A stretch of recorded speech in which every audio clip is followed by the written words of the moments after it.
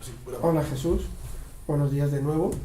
Si te parece vamos a hablar hoy del multilingüismo en Internet, un tema que está en boga. ¿Qué podríamos entender por multilingüismo en Internet? Multilingüismo es la presencia de documentos en Internet en muchas lenguas. Eso es una realidad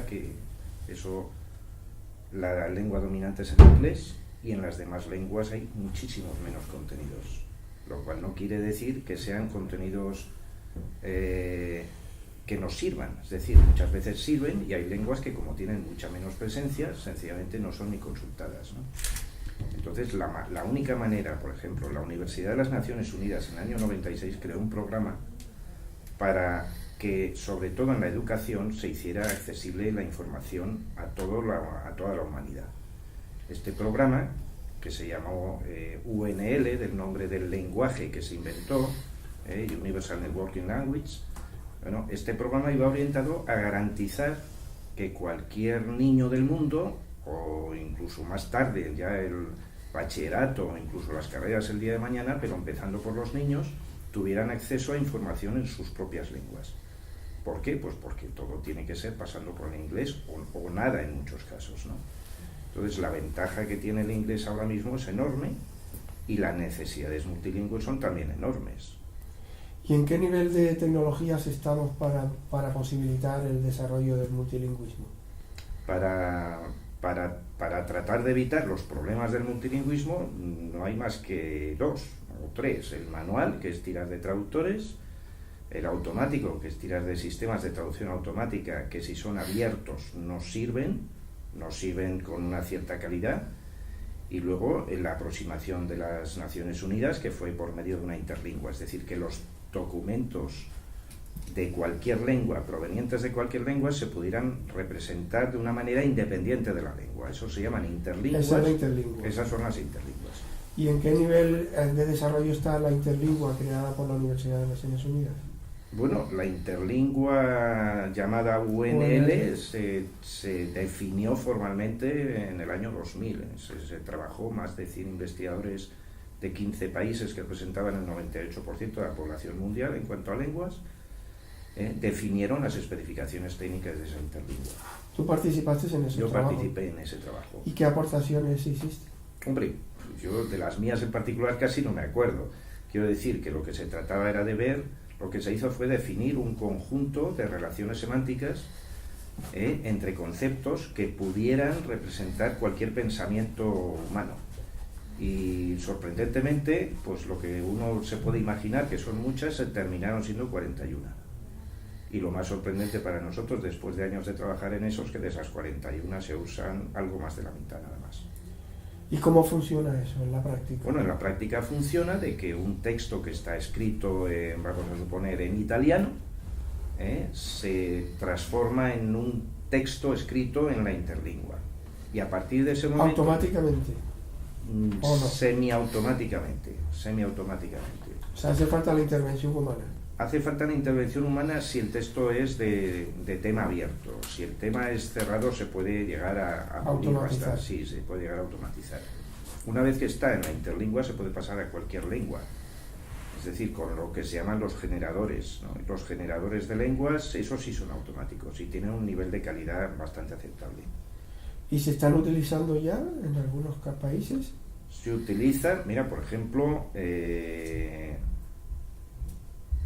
sobre todo la interlingua tiene una especial validez para lenguajes asiáticos.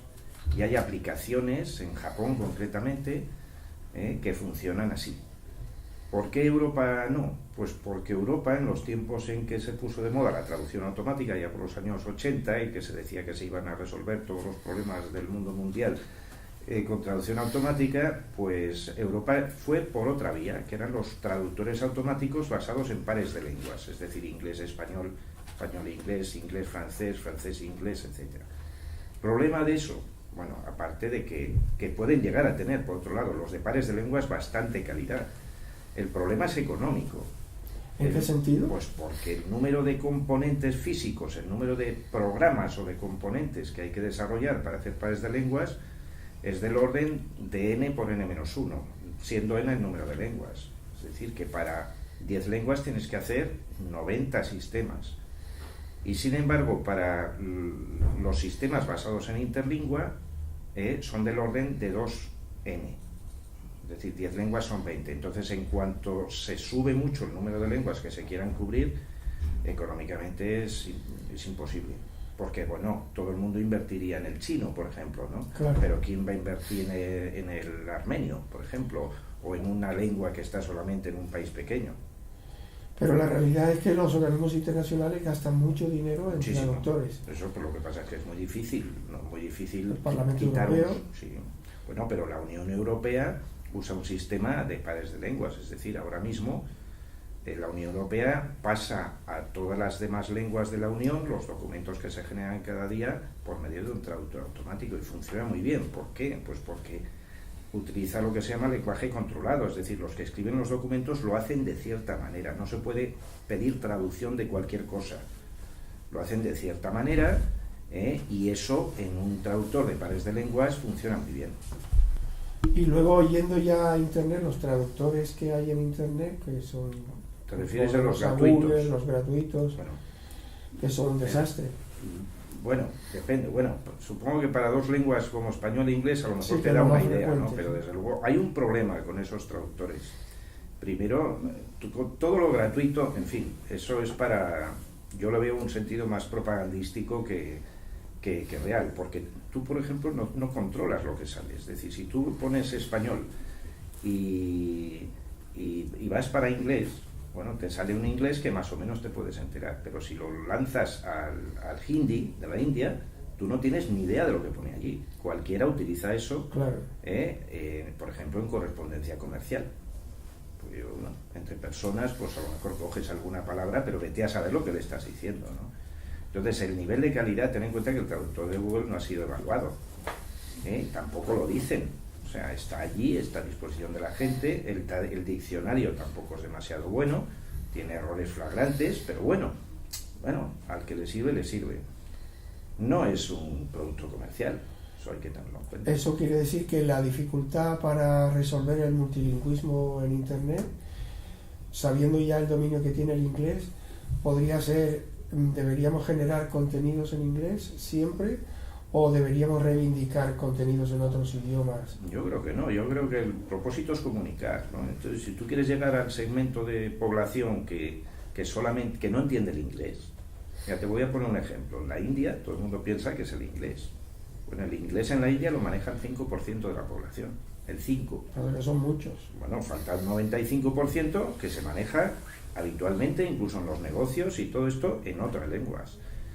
A ver cómo solventas eso. Eso, por ejemplo, ¿qué solución se le ha dado? Para mí está claro, en cuanto al número de lenguas, para mí es un problema de rentabilidad. O sea, si el número de lenguas para un trabajo determinado compensa un sistema de pares de lenguas sobre el de interlingua, pues haces el de pares de lenguas, lo haces. Que no compensa, pues haces el otro. Claro. Claro, es un problema económico. Realmente los dos sistemas funcionan razonablemente cuando están bien hechos, pero los que están gratuitos en la web hay que tener en cuenta que son gratuitos, es decir, nadie está... ¿Y hay herramientas de pago que sean buenas y satisfactorias? Bueno, sí, de hecho los motores de traducción que utiliza la Unión Europea se ¿Son de venden. pago? Son de pago. Hay dos grandes empresas en el mundo, que son Sistrans y Trados, hay más, pero bueno, así como algunas que suenen y que le sonarán a la gente que nos escuche, bueno, pues esos tienen motores de mucha calidad que se pueden comprar. Se puede comprar la licencia, puedes comprar los diccionarios, puedes comprar diccionarios muy ricos, por ejemplo, de tema jurídico o de tema salud, etcétera, etcétera. ¿Hay alguna manera de superar esa limitación o ventaja de que el 56% de los sitios de Internet estén en inglés? Yo creo que se superará solo cuando se empiecen a utilizar otros sistemas. Hay que tener en cuenta que es que Internet está naciendo, en el fondo, llevamos pocos años. O sea, el tipo de contenidos y el volumen de contenidos que hay es sobre todo en inglés porque se ha trabajado sobre todo en esa lengua. Yeah. Pero otras lenguas, en cuanto empiecen, te voy a poner un ejemplo, o sea, una empresa sueca, una pyme sueca que quiera vender sus productos, pues tiene dos opciones, o pasa su página web a inglés, si lo dejan sueco, claro, a no ser que haya sistemas disponibles, aunque sea pagando, sistemas disponibles que te permitan leer cualquier página de cualquier lengua en tu propia lengua. Y eso ya no es exactamente traducir, sino que hay maneras de preparar páginas, tal. Bueno, esas tecnologías todavía no están en mercado, pero ya se están trabajando en ellas.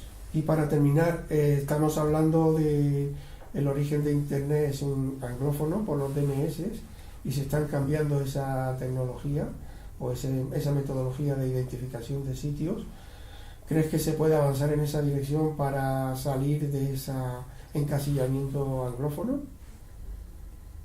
Bueno, tampoco se trata de salirse porque sí. O sea, yo creo que la lengua no tiene una relación directa con el origen de Internet. O sea, digamos que los investigadores y tecnólogos de la época pues trabajaban en inglés.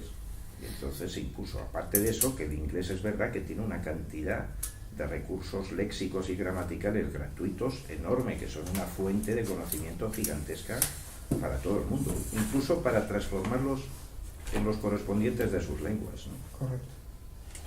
Pues muchísimas gracias, Jesús. Ha sido muy Venga. interesante. Hasta pronto. Gracias.